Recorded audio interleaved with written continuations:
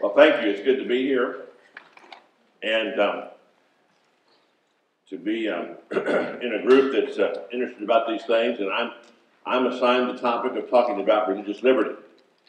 And certainly, if you think that your religious liberty is beginning to be constrained and circumscribed, or perhaps even imperiled, you're observant. I want to start, and by the way, I'm going to have Q&A at the end. Are we set up for that? We got some microphones, or we need microphones, or whatever. I'm going to give you all some time to ask questions, and you ask the question, then I'll decide if I'm going to answer it or not. Why do we believe religious liberty is important? I think maybe start with that. Well, we as Baptists are particularly qualified to answer that question because it is Baptists who gave the gift of soul freedom to the Protestant Reformation and to the American Republic. We believe that human beings are the special creation of God. We believe that God is involved whenever conception takes place. That God never created a nobody. Why do we believe that? Because that's what the Bible says. The Bible says that He knits us and embroiders us together in our mother's womb, and all of our parts are written in God's book, where any of them came to be. That when conception takes place, God's involved. You may have been a surprise to your parents, but you were not a surprise to God. And we believe that every human being, thus, has the image of God in them. Marred as it may be by sin, it is still there, and it separates us in kind, not in degree, from the rest of creation. We are not just highly sophisticated mammals who, by the luck of the draw, made it to the top of the evolutionary tree. We are not just really bright apes.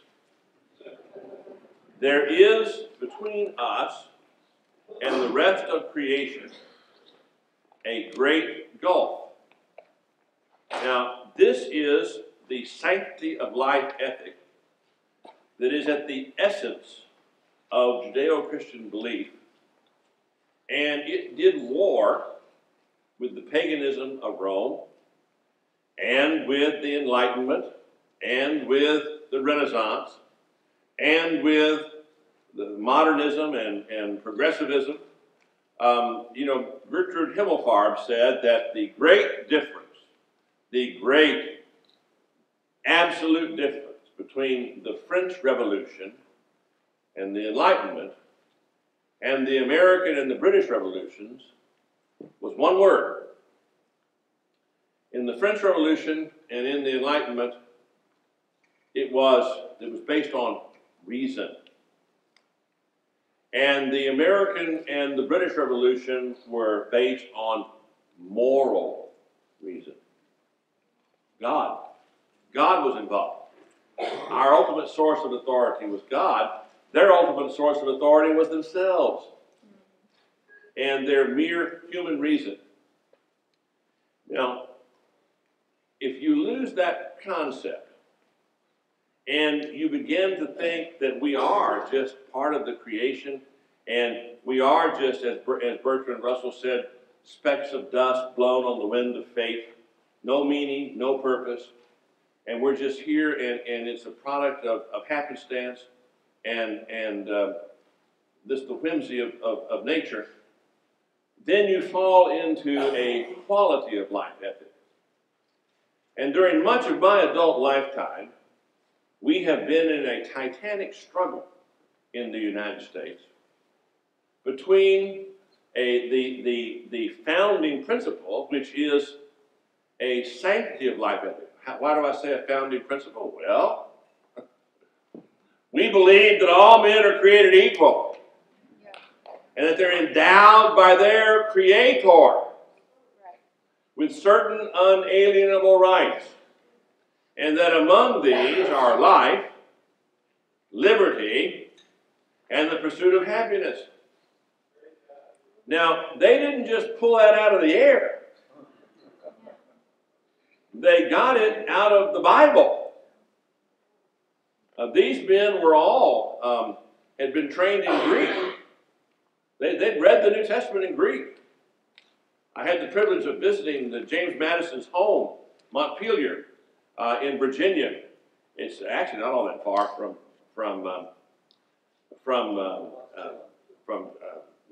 Jefferson, from Monticello, and it's real close to the tree in Orange County where John Leland and James Madison cut the political deal that brought about the First Amendment. More about that later.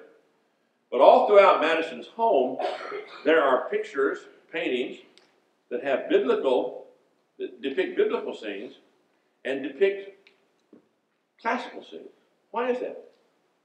Well, the man was fluent in Greek, he was fluent in Hebrew, he was fluent in Latin. And he had studied all the Latin sources in their original, the Hebrew in their original, the Greek in their original. And these were the twin worlds in which these men lived. And you look at the architecture of the early American Republic, it's all Roman. It's Roman classical architecture. But their philosophy came from Judeo-Christian theism. Most of them had been tutored by ministers, because the ministers were the most educated people. Madison was tutored by three of the most prominent ministers in his area of the country as a boy and as a young man, and then went to Princeton University, where he got his undergraduate degree. Now, I say that to help you understand that they understood. They were saying there are certain things that must never be done to a human being. Human being, if you have the right to life, the government can't grant it to you. All the government can do is acknowledge it and protect it. You have that right by virtue of being a human being. And even if you're not a fully functional human being, even if you are in declining health, even if you are a toddler and unable to defend yourself, even if you're a newborn, even if you're not even out of the womb yet.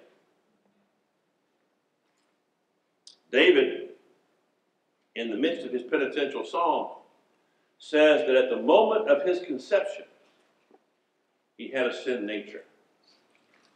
Only a human being with a soul and a spirit can have a sin nature. So when the Supreme Court, in its collective arrogance, starts trying to decide when life begins, that's way above their pay grade. God has already decided when life begins. It begins at the moment of conception. And just one further word about the issue of abortion. Every abortion stops a beating heart. The baby's heart begins to beat at 24 days after conception. So before a woman is even aware that she is pregnant, that heart has already begun to beat. And so when people say, well, a woman must have a right to choose, well, I certainly think she has a right to choose whether to engage in the activity of which she surely knows that one of the consequences may be a pregnancy. Once that choice has been made, she does not have the right to absolute life and death over another human being. Only a barbaric and pagan society would allow that. Now, I tell you this as someone who is a huge fan of mothers. I have been, I think, accurately accused on occasion of being a mama's boy. And my children had a wonderful mother. But even a mother should not have absolute right of life and death over another human being in a civilized society. When life can be terminated is society's decision, not a decision left to each individual person. somebody killed my wife, I couldn't serve on the jury because I would not be able to be impartial and administer justice. Just so, a woman who finds herself with a problem pregnancy should not be serving on the jury that decides whether that child can be born.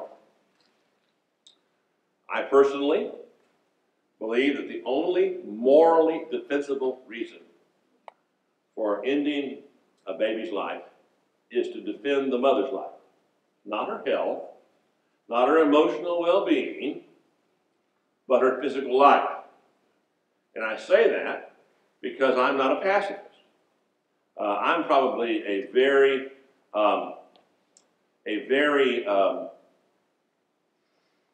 alert hawk.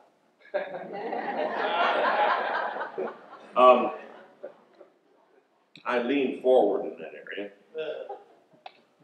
Before God called me to the ministry, I wanted to go to West Point and follow in the footsteps of my hero, Douglas MacArthur, whose speech I had on the wall of my bedroom: duty, honor, country. I believe it is permissible to take life in the defense of life. And in the ectopic pregnancy, for instance, you're obviously talking about a case in which you're defending the mother's life, just as you would defend the mother's life from any other medical crisis. But other than that, and even if, for political reasons, being prudent, you were willing to allow exceptions for rape and incest, it would still eliminate all but about 1% of the abortions that take place. 99% of the abortions have nothing to do with any of the troublesome exceptions. They are purely post-conception means of birth control. Many of them happen because they're the wrong sex. And the feminists ought to be outraged because 99 out of every 100 babies that are aborted because they're the wrong sex are girl babies.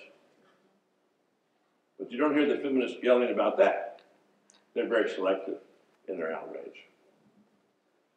But let me go back to what Roger Williams said. Roger Williams was a Puritan divine, minister, graduated from Cambridge, came to the colony of Massachusetts Bay in the early 1630s, and he came to the place where he said that you shouldn't go hear the Church of England's ministers because they were not true ministers. You should not go to the Church of England church because it wasn't a true church. And you shouldn't pay your required tithe by law to the Church of England because it wasn't a true church. He also said that they didn't own the land because they'd gotten it by patent from the king and they hadn't paid the Native Americans for it. So Roger had gotten himself involved in the most controversial moral issue of the early American settlement, which was the shameful treatment of Native Americans. They were going to put him in chains, send him back to England, because you've got to understand something. The Puritans came to America for religious freedom for themselves, not for anybody else. They beat Baptists to the point that Obadiah Holmes, who was one of the more famous Baptist ministers, had to sleep on his hands and knees for 4 months while the scars from his whipping healed. And they just hung the Quakers. Williams, they were going to put in chains and send back to England, and those were the 4 bills of indictment against him.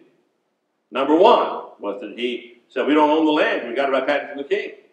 Well, he escaped and went out into the howling wilderness in the middle of the winter and was saved by the Native Americans that he'd been evangelizing and went into Jesus.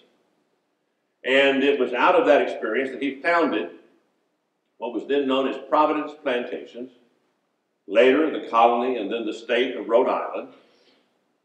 And when he founded Providence Plantations, it was the first government anywhere in the Western world in over 1,000 years where you were free to worship as you pleased, on Sunday morning without any interference or penalty or fine from the government, and you were even free to not worship anywhere but to stay home and shuck peas on your front porch.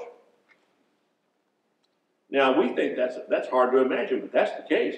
Even Calvin didn't get back that far. Even Luther didn't get back that far.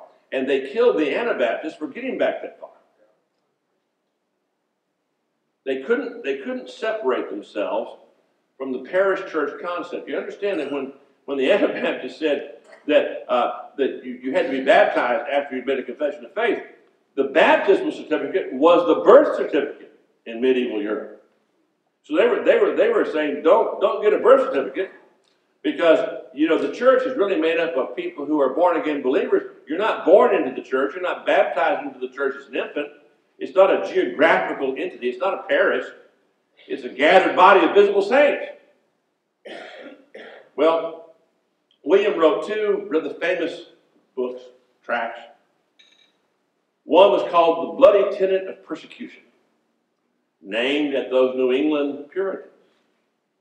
And then he wrote a second volume entitled The Bloody Tenet of Persecution Made Yet More Bloody. And in it, he made a famous statement. He said, for any man to coercively interfere with another man's relationship with his God is soul rape. And he said, unless the person who's doing the interfering is willing to stand at the judgment seat in that person's place, it is unconscionable for them to do so. Now, this was a revolutionary concept. You have to understand just how revolutionary it was. At the time that the Americans won their independence from Great Britain, and the Articles of Confederation had proved inadequate, and they were trying to put together what they called a more perfect union, which resulted in the federal Constitution. 9 of the original 13 states had tax-supported official state churches that penalized, fined, discriminated against, and sometimes persecuted people who were not of that official state faith. In New England, they were congregational state churches. In the South, they were Episcopal state churches. And in the Middle States, they were Presbyterian state churches.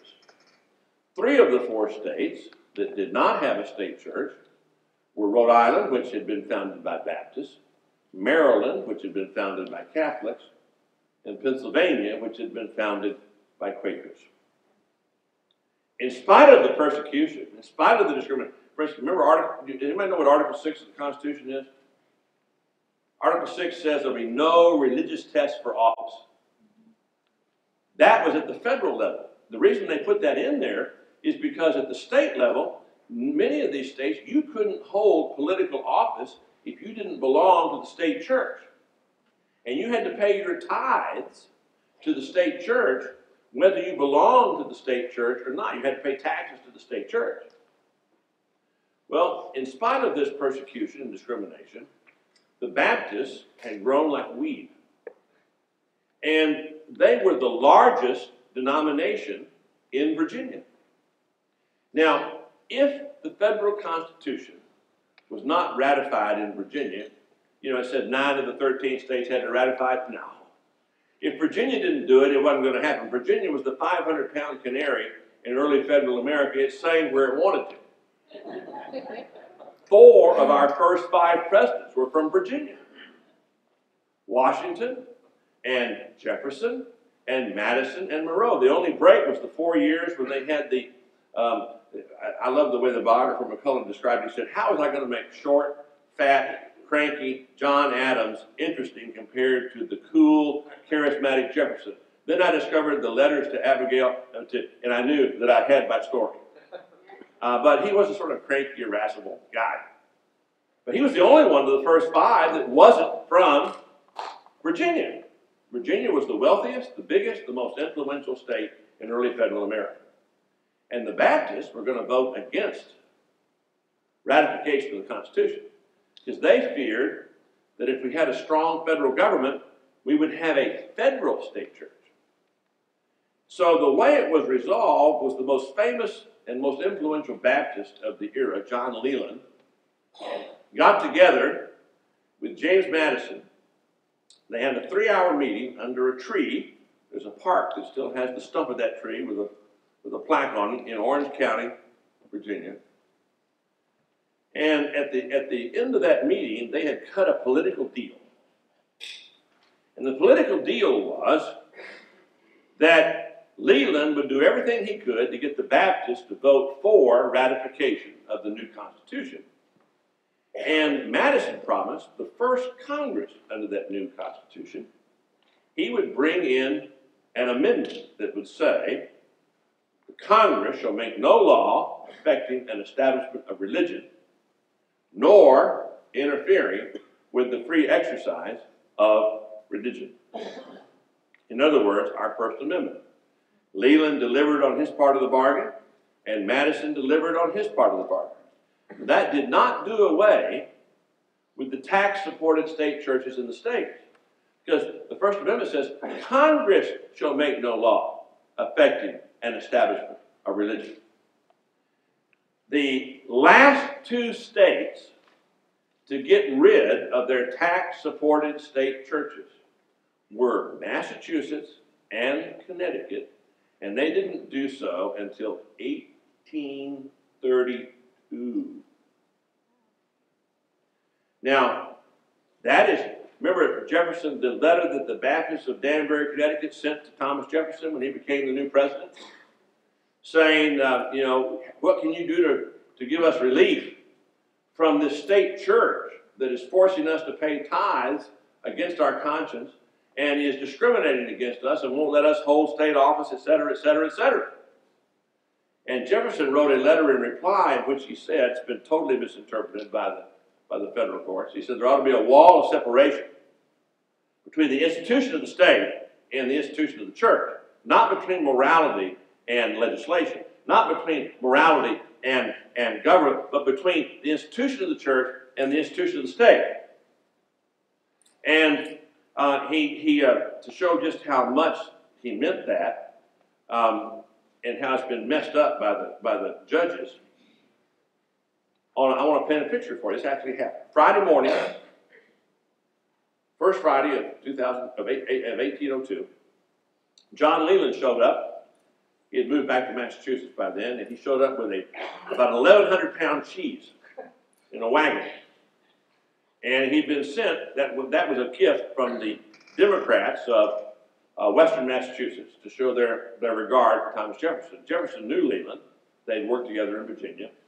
At 10:30 in the morning, Jefferson came out, and Leland was there with this cheese, and he said, I want to assure you, Mr. President, that no Federalist cow gave any milk to this cheese, just Democrat cows. And as a token of our regard for you, and then he praised him, and then he prayed for him, and he said goodbye.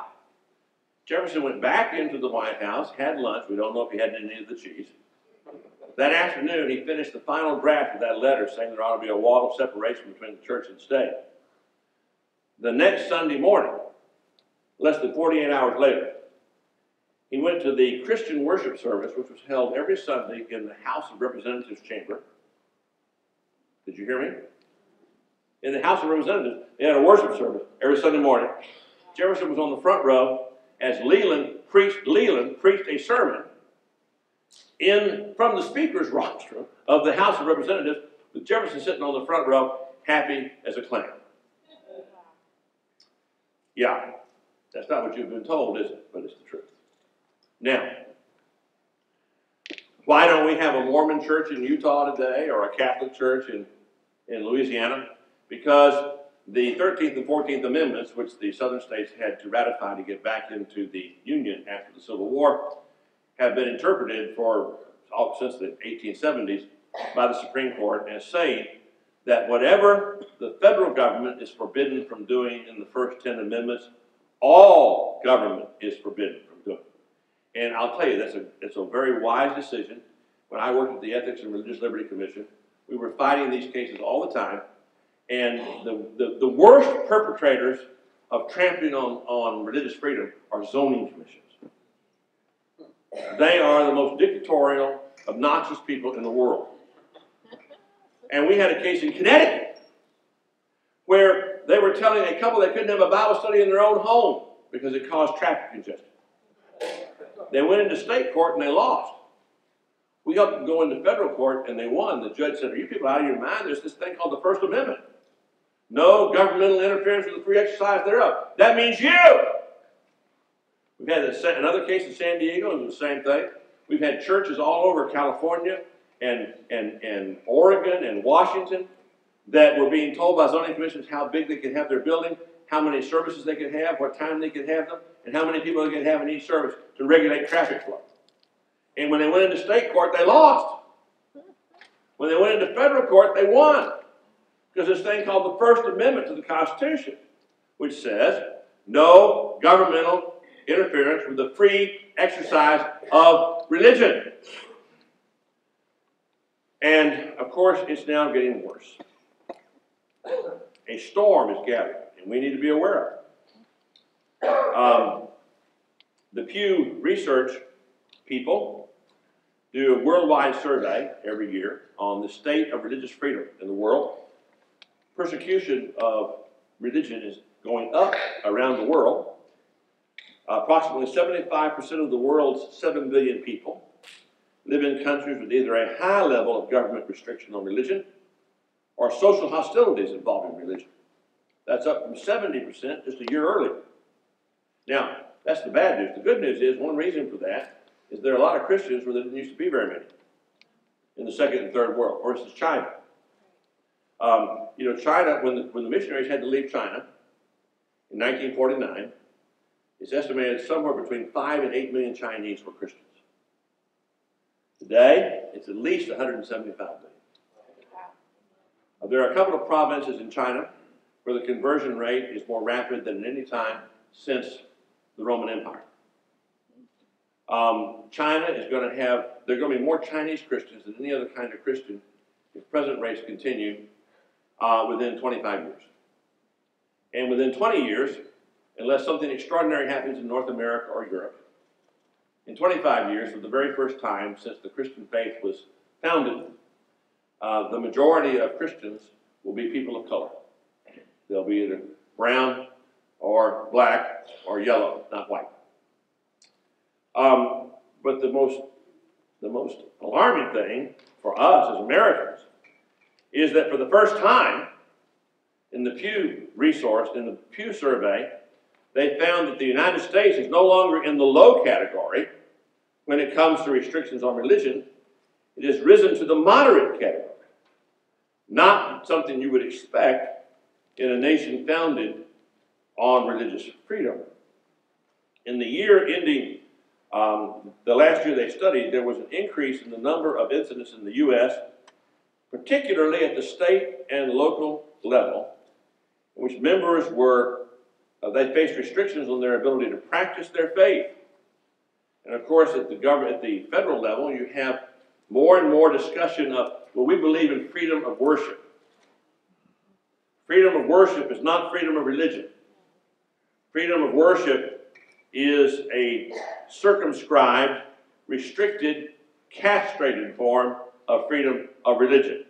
Let me give you an example. This is the definition of freedom of worship put out by one of the gay rights groups that wanted to amend Colorado's Constitution to define religious freedom as, quote, the ability to engage in religious practices in the privacy of a person's home or in the privacy of a religious organization's established place of worship.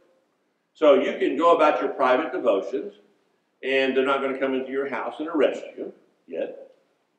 You can have a place of worship where you can say what you believe, although if you live in Canada, you better not exegete Romans 1, or they're going to come arrest you for hate speech in your church. And I can't do that in this country yet because of the First Amendment. If you weren't there, they probably would. The disputes we've seen over bakeries, bathrooms, girls' showers, and others show us the extent to which there is an organized attempt.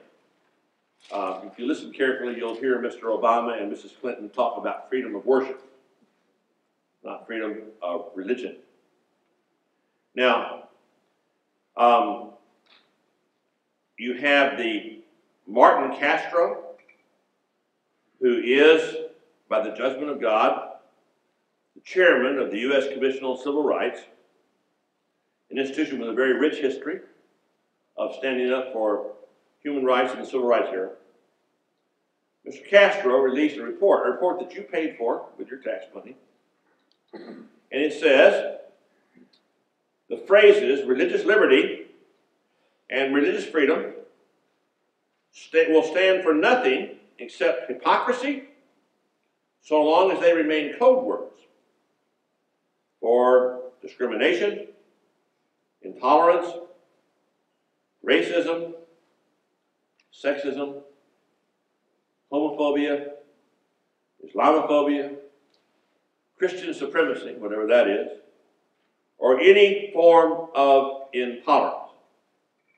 In other words, if you have convictions that say that homosexuality is wrong, if you have religious convictions that say that same-sex marriage is wrong, that transgenderism is wrong, that a male being able to say, I feel like a female today, so I'm going into the high school girls' locker room and into the girls' shower and display my male genitalia, then you must be either a bigot, we must be a person of intolerance, a racist, a sexist, a homophobe, a believer in Christian supremacy, or some form of intolerance. We pay this guy's salary.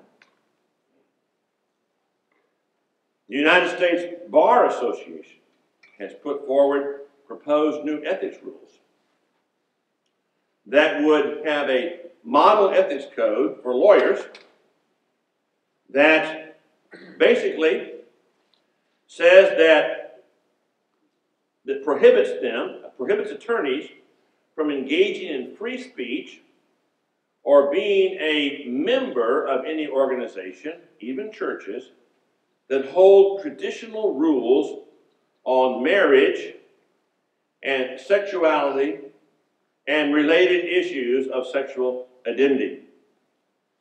If these rules, if this ethics code is approved by the Bar Association, it would be like a dagger aimed at the heart of freedom of speech, because it would force lawyers to choose between remaining members of their faith communities, which they have convictions about, or perhaps losing their license to practice law and losing their livelihood.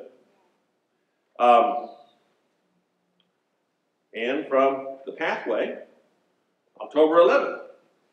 Told you I read the Pathway every time it comes out. A new study published by the Guttmacher Institute's in-house journal, Perspectives on Sexual and Reproductive Rights, targets the conscience rights of Catholic hospitals and healthcare workers that opt not to provide abortions contrary to their beliefs. According to the study's authors, Catholic doctors and healthcare workers should be forced to make referrals for abortion and contraception, recommending that policymakers should require Catholic doctors and hospitals to offer such referrals despite any moral objections they might have on the issue. Now, all of these, of course, are twofers. They're attacks on your constitutional right to freedom of religion, and they're direct attacks on your constitutional right to freedom of speech. This is a concerted effort. It comes from a worldview that believes that religion cannot be tolerated. As Mrs. Clinton has said, these people must be forced. I'm going to give you the direct quote. It's too good not to get the direct quote. She said that you have to, when it comes to reproductive rights, that's her code word for abortion for any reason up to the point that the baby's born. She said that deep-seated cultural codes, religious beliefs, and structural biases have to be changed. Does that sound coercive to you? Does it sound like they might weaponize the government against you? I think so. There's a concerted attempt to weaponize your own government against you and to use the courts to force you to abandon your beliefs. And they don't want tolerance, folks. They want affirmation. They want you to take homosexuality, lesbianism, and transgenderism out of the catalog of sins. And if you don't, they're going to force your schools to lose their accreditation. They're going to push you out of the professional societies that you may be required to belong to practice your profession. And they're going to run you out of business. They're going to fine you. They're going to, if you're a Christian bakery and you won't bake the cake, if you're a Christian florist and you won't provide the flowers, if you're a Christian wedding photographer and you won't do the wedding, they're going to fine you out of business. Now, I got to tell you, I'm more than happy. I'm eager. I'm eager to write the letter from the Charlotte jail. Please, come and arrest me. Put me in jail for refusing to obey these grotesque laws, and let me write my letter from the Birmingham jail. And by the way, if you haven't read the letter from the Birmingham jail, I encourage you to read it before you go to sleep tonight. You can Google it. It's a great piece of American literature. Right up there with the Gettysburg Address and Lincoln's second inaugural. Dr. King wrote it on discarded newspaper while he was incarcerated in the Birmingham jail for refusing to obey the law. And by the way, it wouldn't have made, the letter wouldn't have had any impact had he written it from the Birmingham Hilton. And he said, I'm in this jail because I refuse to obey an unjust law. And it's an unjust law because it doesn't coincide with the moral law of God. He quoted Augustine. He quoted Thomas More. And by the way, he quoted them accurately. As I said, he's writing this from memory without any references from the Birmingham jail on discarded newspaper. And then he made a statement that is at once prophetic and an indictment. He said, the church is not supposed to be a thermometer reflecting the spiritual temperature of society. It's supposed to be a thermostat setting the spiritual temperature of society. And if you want to know the main reason that we're in the mess we're in, you need look no further than the mirror and look around when you're in your local congregation. The church has been fat, dumb, and happy in America for far too long. Amen. And we've been commanded to be salt and light, to go out into the culture and to, as salt, be a preservative against decay, and as light to penetrate the darkness. Jesus said, let your light so shine before men that they may see your good works and glorify your Father which is in heaven. We got to be close enough to the world they can see the light and feel the heat. Well, if you look at our country, you look at what's happened over the last 30 years where we've had a supposed evangelical revival, where evangelicals, in terms of our percentage of the population, has at least doubled from 17% to 34%. At the least, Barna says maybe 45%. In what ways are we better off than we were 30 years ago? I can only think of two. We're better off on race. We're not where we ought to be, but we're certainly better off than we were 30 years ago. And we're not as sexist. Now, ladies, I'm not going to say we don't have some room to go, but we're not near as sexist as we used to be. But otherwise, instead of being salted light, we've been salted lit.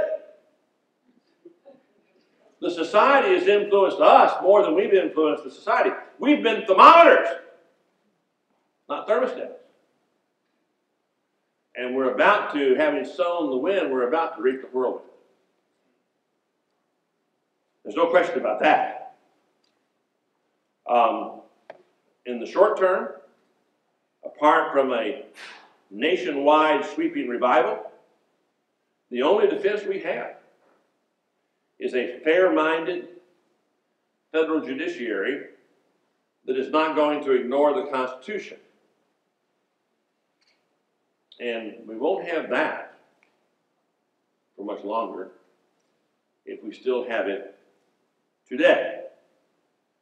After all, as Chief Justice Roberts himself said in the 5-4 Supreme Court decision that legalized same-sex marriage in the United States, he wrote the dissent, "Don't fool yourself. This decision has absolutely nothing to do with the Constitution. It is 5 unelected lawyers deciding to impose their definition of marriage on the entire country." So, what do we do? Oh, and by the way, this is a little book y'all ought to pick up. It's called Neil Postman, Amusing Ourselves to Death.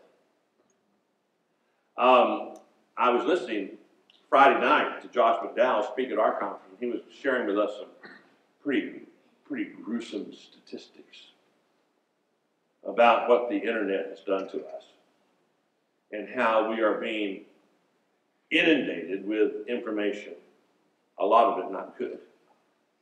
And it rang a bell, so I went back and pulled my copy off the shelf. It was written in 1985. He says, contrary to popular opinion, George Orwell in his 1984 and Aldous Huxley in his Brave New World did not have the same dystopian visions of our future. They were very different. What Orwell feared would be those who would ban books. What Huxley feared was there would be no reason to ban a book, for there'd be no one who yet wanted to read one. Huxley feared the truth would be drowned in a sea of irrelevance. Huxley feared we would become a trivial culture. Are we beginning to squirm a little yet? Preoccupied with some equivalent of the feelies. As Huxley remarked in Brave New World, the civil libertarians and rationalists who are ever on the alert to oppose tyranny failed to take into account man's almost infinite appetite for distraction. Oh, I'm not through.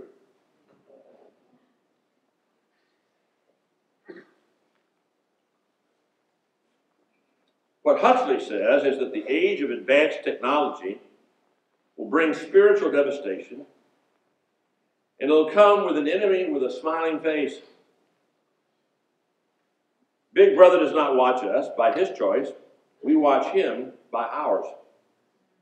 There is no need for wardens or gates or ministries of truth. When a population becomes distracted by trivia, that's a synonym for reality TV. When cultural life is redefined, and remember, he wrote this before the invention of the internet. When cultural life is redefined as a perpetual round of entertainments, when serious public conversation becomes a form of baby talk, when, in short, a people become an audience and their public business a vaudeville act. Y'all watch the debates? then a nation finds itself at risk. Culture death is a clear possibility. In America, this is particularly relevant, for America is engaged in the world's most ambitious experiment to accommodate itself to the technological distractions made possible by the electric plug. This is before the internet. To be unaware that a technology brings an agenda of social change, to maintain that technology is neutral, to make the assumption that technology is always a friend to culture, is at this point stupidity, plain and simple. We have seen enough to know that technological changes in our modes of communication are even more ideology-laden than changes in our modes of transportation. Introduce the printing press with movable type, and you do the same. Introduce speed of light transmission of images, and you make a cultural revolution. Without a vote, without guerrilla resistance. Here is ideology pure and simple. Here is ideology without words, and all the more powerful for their absence.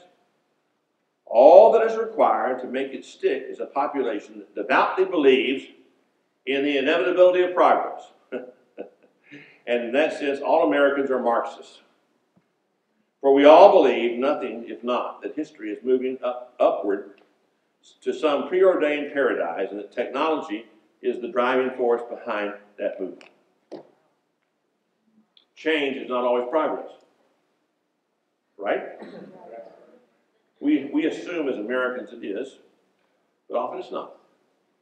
Now, I'm not saying we should throw away our smartphones, even though the average American works a month longer every year in time at work than they did 20 years ago.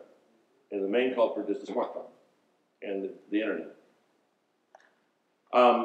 We need to regulate it. We need to regulate our time on it.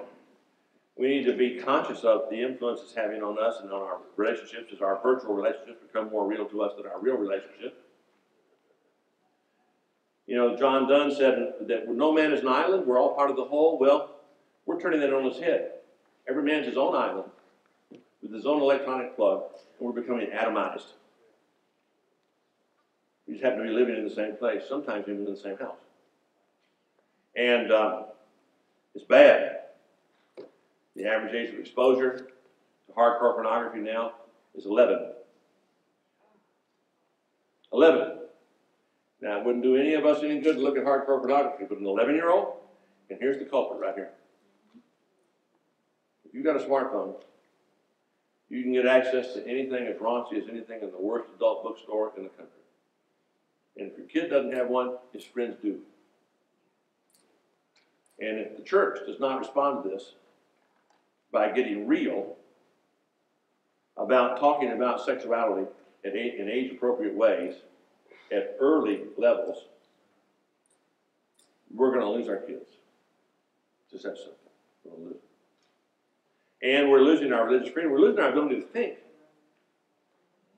We're becoming lobotomized by our electronic devices. But I want to stop now. It's enough meddling. Any questions?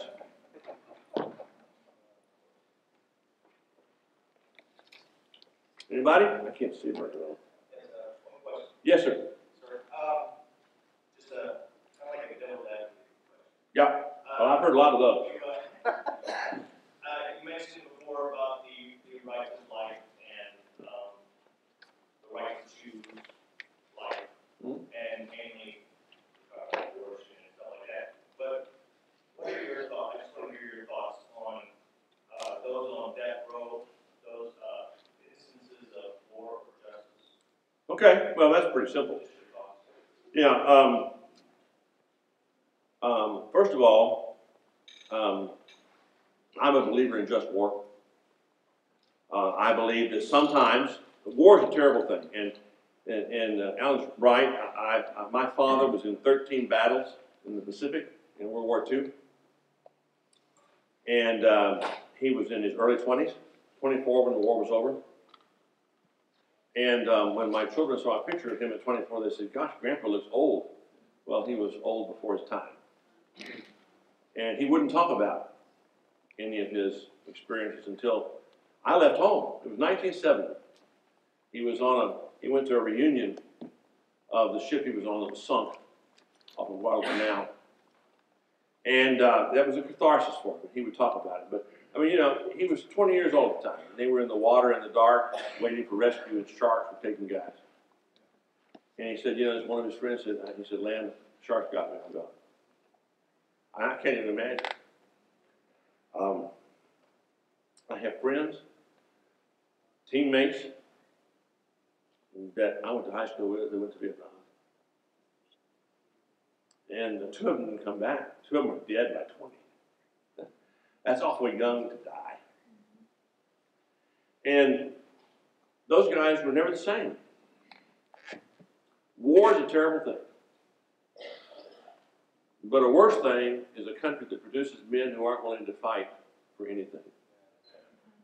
And sometimes war is the price you pay for living in a civilized society. In terms of capital punishment, I believe in capital punishment. I think Romans 13 authorizes it. Romans 13 says that God ordained the civil magistrate to punish those who do evil and to reward those who do that which is right, and they bear not the sword in vain. Paul had several words available to him to use for sword or for the symbol of authority. Instead, he uses the specific word that was used for the type of sword that was used to decapitate Roman citizens who were found guilty of capital crimes. I think if we're going to be supportive of capital punishment, we have to be as committed to its equitable and just application. And historically in the United States, you've been far more likely to be executed if you were poor rather than wealthy, if you are a man rather than a woman, and if you were a person of color as opposed to being white. Now, I think we have rectified two of those pretty clearly. There's clearly a disparity for the wealthy. I mean, O.J. Simpson proves that. O.J. Simpson was guilty. He got off because he could buy better lawyers than the government could afford to buy. I do think that that there are cases. You know, I had somebody say to me, "Well, could you execute somebody?" Yeah, I can do it. I mean, does the name Jonathan Cooey ring a bell for anybody? This was the guy who kidnapped a little 10-year-old girl in Florida and held her prisoner for 3 days and assaulted her in every way imaginable and then buried her alive with a little purple dinosaur. Listen, I could give that guy a lethal injection and go home and sleep like a newly changed baby. So, was there another one? Did that cover it? Okay. Anybody else?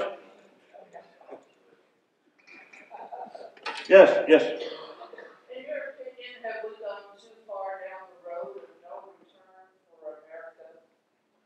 I think we've gone too far down the road to pull ourselves out of the hole. I think the only thing that can save us now is a nationwide Christian revival that ripens into an awakening and then becomes a reformation. We're too far gone for anything else.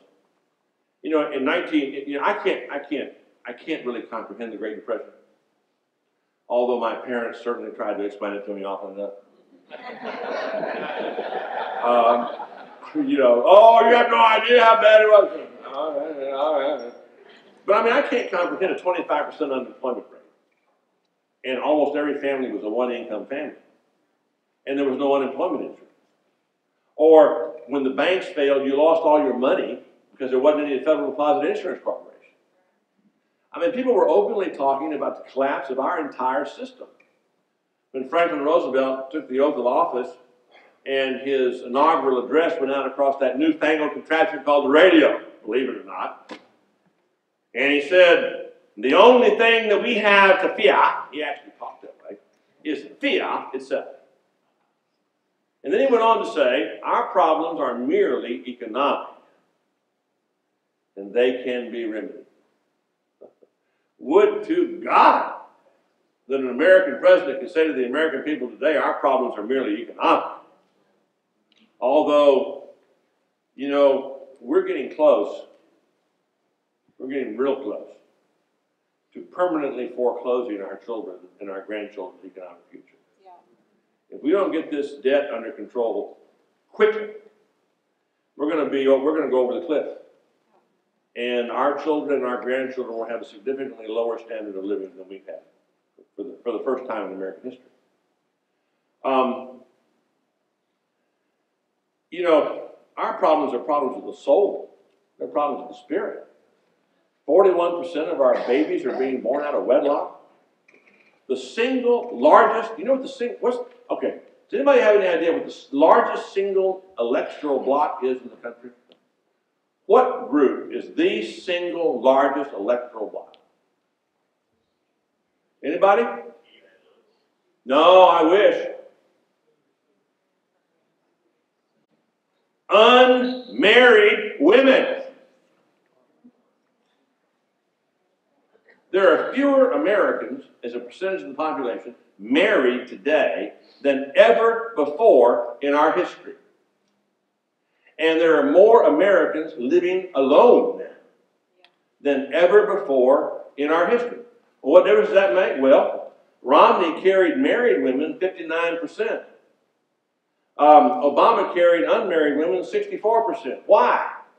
They want the government to be the husband they don't have. We're in trouble. God's intention was for most of us to be married. You know, men who are married and stay married to their first wife live 9 years longer. You know, because their wife nags them. You know, have you had your checkup? You know, should you not eat? You know, you really shouldn't eat that. Have you had your checkup? Have you been to the doctor? Now, ladies, if you stay married to your first husband, you live 3 years longer, which I guess means you're 3 times more valuable than we are to you. The absence of fathers in the home with their children is catastrophically destructive. We've got a mountain of evidence. I don't have time to go through it all. We've got a mountain of evidence. A mountain that shows that the single greatest advantage that a child can have in America is to be born into an intact family. I had to explain to a reporter what that was. An intact family, and those parents stay married to each other.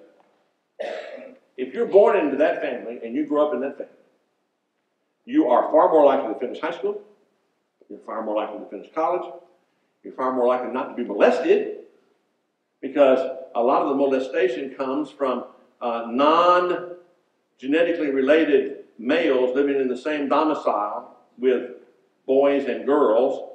They're called stepfathers, stepbrothers, and boyfriends. You are far more likely not to get a sexually communicable disease. You're far more likely not to get pregnant out of wedlock. You're far more likely not to experiment with illicit drugs. And the list goes on and on and on and on. And yet 41% of our children are born out of wedlock, and over half our children have lost their father in the home by the time they're 6. Boys who have lost their father in the home by the time they're 6 are 3 times as likely to end up in the penitentiary. Girls who lose their father in the home before they're 6 are 5 times as likely to become sexually active by the time they're 17, because they're desperate for male companionship. And they don't get it from their fathers because their fathers aren't there. And yet, what's our response? No fault divorce. Ronald Reagan said that his greatest single mistake in his electoral life was to sign no fault divorce in California. You know, God intends we function best when we're married, and our children function best when they have a mother and a father who parent in equally important but very different ways. Girls need their fathers to get that male companionship and bonding they need. If they don't get it from their fathers, there are people who will abuse that and will manipulate that and use it in nefarious ways. And boys need their fathers to socialize them on what it means to be an adult, mature male. Now, one last example. This is a true story. There was a game preserve in Africa. And through a series of circumstances, there was a group of young bull elephants. And all the adult male elephants were gone. Well, these young bull elephants organized themselves into the functional equivalent of a gang. And they were terrorizing the entire game preserve. I mean, because, an elephant pretty much do what he wants to. And so they were saying, well, are we going to have to kill these things? Are we going to have to pull them out and separate them? What are we going to do? Well, one of the game wardens said, well, why don't we try bringing in about 4 or 5 adult male elephants and see what happens? Within 48 hours, they'd knocked these punks into shape. And by example and by reward and negative reward, shown them how adult male elephants behave.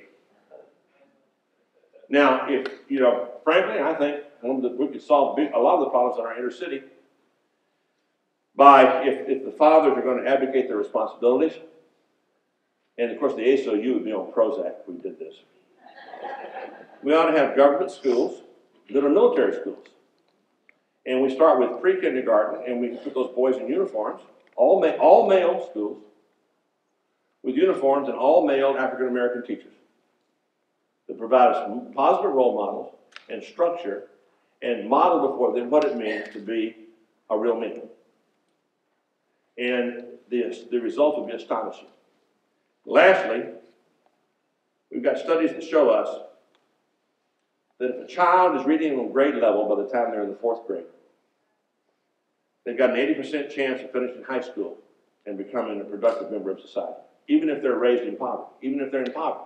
If they can read on grade level by the time they're in 4th grade. If they don't read on grade level by the time they're in 4th grade, they've got a 60% chance of ending up on welfare or in prison or both.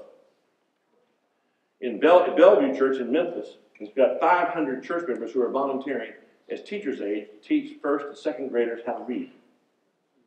And the superintendent of schools in Memphis said, this will transform Memphis. Every church in America ought to be doing that. If these men aren't going to be fathers, then we need to try to step in and be the fathers they don't have. I mean, no kid's responsible for not reading on grade level by the time he's in the 4th grade. That's not his fault. That's our fault as a society. And we're wasting our most precious resource. God had a plan. God has a plan and a purpose for every one of those children. And it's not the one that they've got right now. I'll quit preaching.